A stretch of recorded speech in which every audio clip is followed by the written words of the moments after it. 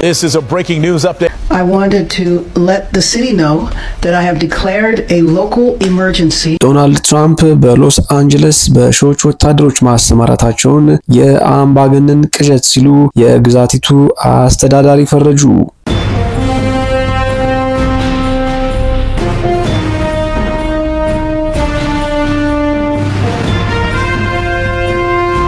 የፕሬዝዳንት ዶናልድ ትራምፕ አስተዳደር ስደተኞችን መክበብና በቁጥጥር ስር ማዋል ፖሊሲ ጋር ተያይዞ በተነሳው ተቃውሞ በሺዎች የሚቆጠሩ ወታደሮች መሰማራታቸውን የአምባገነን ፕሬዝዳንት ቅዠት ሲሉ የካሊፎርኒያ ግዛት አስተዳዳሪ ዘለፉ።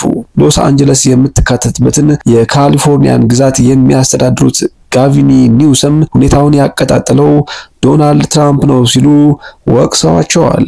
Donald Trump, without consulting California law enforcement leaders, commandeered 2,000 of our state's National Guard members to deploy on our streets illegally and for no reason.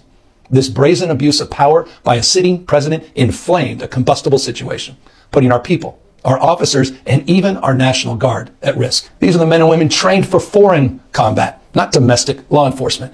We honor their service. We honor their bravery. But we do not want our streets militarized by our own armed forces. Not in LA, not in California, not anywhere. If some of us could be snatched off the streets without a warrant, based only on suspicion or skin color, then none of us are safe. And we all know this Saturday, he's ordering our American heroes, the United States military, and forcing them to put on a vulgar display to celebrate his birthday, just as other failed dictators have done in the past. California may be first, but it clearly will not end here. Other states are next. Democracy is next.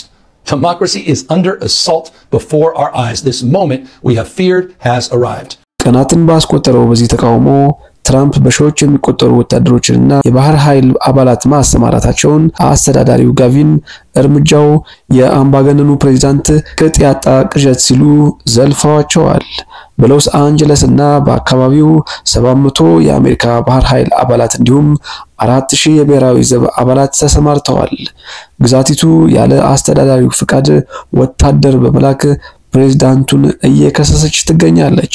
የአሜሪካ መከላከያ በአገሪቱ ግዛቶች ውስጥ ሕግ ማስከበር ሚና ውስጥ ሲሳተፍ ያልተለመደ ነው። ከፕሬዝዳንት ትራምፕ የስደት ፖሊሲ ጋር በተያያዘ የተነሳው ተቃውሞ በከፍተኛ ሁኔታ የተቀጣጠለበት ሎስ አንጀለስ የሰዓት እላፊ አዋጅ ተጥሎባታል። ከአርብ ጀምሮ በሎስ አንጀለስ 4 የሜክሲኮ ዜጎች በቁጥጥር ስር ውለው ወደ ሜክሲኮ እንዲመለሱ መደረጋቸውን የሀገሪቱ የውጭ ጉዳይ ቢሮ አስታውቋል። በሎስ አንጀለስ ትራምፕ ባሰማሯቸው ወታደሮችና በተቃዋሚዎች የተከሰተው ፍጥጫ ከ1965 ወዲህ የአገሪቱ ፕሬዝዳንት ያለ ግዛቷ አስተዳዳሪ ፍቃድ ብሔራዊ ዘብን ያሰማራበት የመጀመሪያ ክስተት ሆኖ ተመዝግቧል። የአሜሪካ የባህር ኃይል አባላት ከዚህ ቀደም በደረሱ ከባድ የተፈጥሮ ቀውሶች በአውሮፓውያኑ 2005 የሃሪኬን ካትሪና አውሎ ንፋስ እንዲሁም የመስከረም 2001 ጥቃት መሰማራታቸው ይታወሳል። የትራምፕ አስተዳደር እስካሁን ድረስ ወታደሮቹ ሰላማዊ ዜጎችን እንደ ፖሊስ እንዲቆጣጠሩ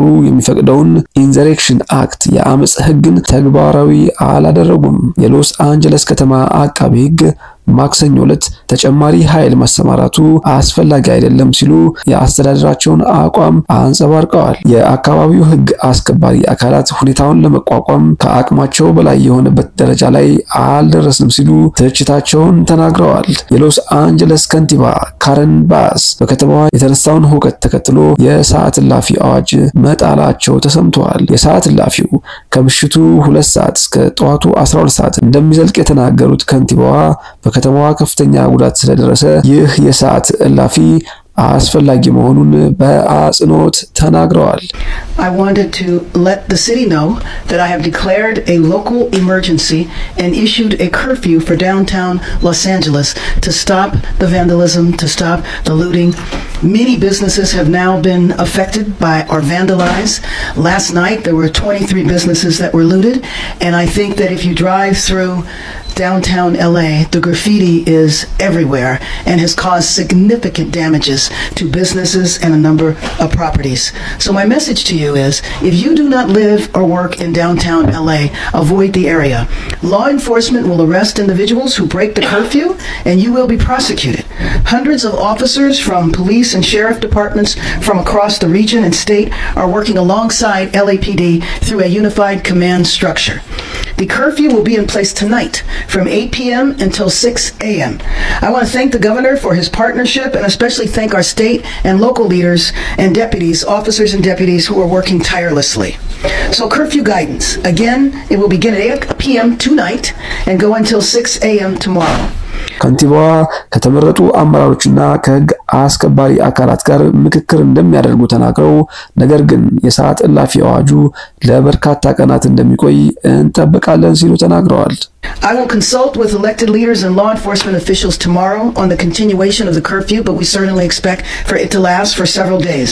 በከተማዋ የሰዓት እላፊ ቢታወጅም ተቃዋሚዎች ከጸጥታ ኃይላት ጋር እንደተፋጠጡ ናቸው። ይህ ህገወጥ ተቃውሞ እንደሆነና አካባቢውን ለቀው የማይሄዱ ከሆነ እንደሚታሰሩ የሚነገሩ ማስጠንቀቂያዎች በከተማዋ እየተሰማ ይገኛል።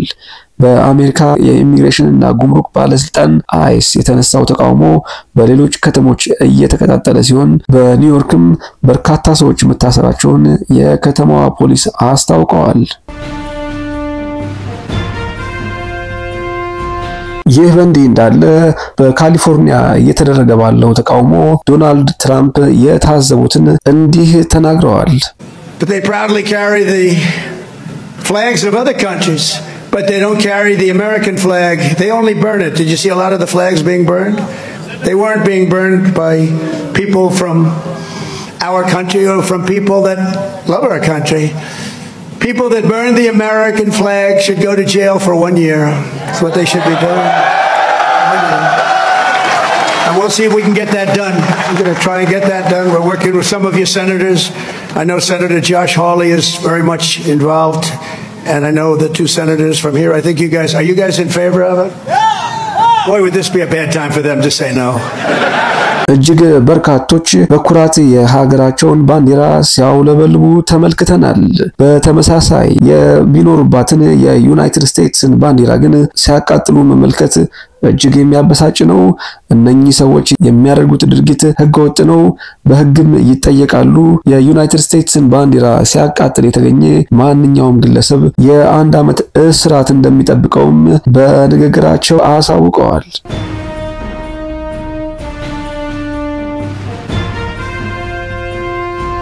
ወደ ሳሚ ዩቲዩብ ቻናል ተከታታዮች መረጃው ጠቃሚ ሆኖ ካገኛችሁት ላይክ ያደርጋችሁ ለቻናሉ አዲስ ከሆናችሁ ደግሞ ተመሳሳይ አዲስ እና ትኩስ መረጃዎች እንዲደርሷችሁ ሰብስክራይብ ያደርጋችሁ የሳሚ ዩቲዩብ ቻናል ቤተሰብ ይሁኑ ላለው ጤና ይስጥልን።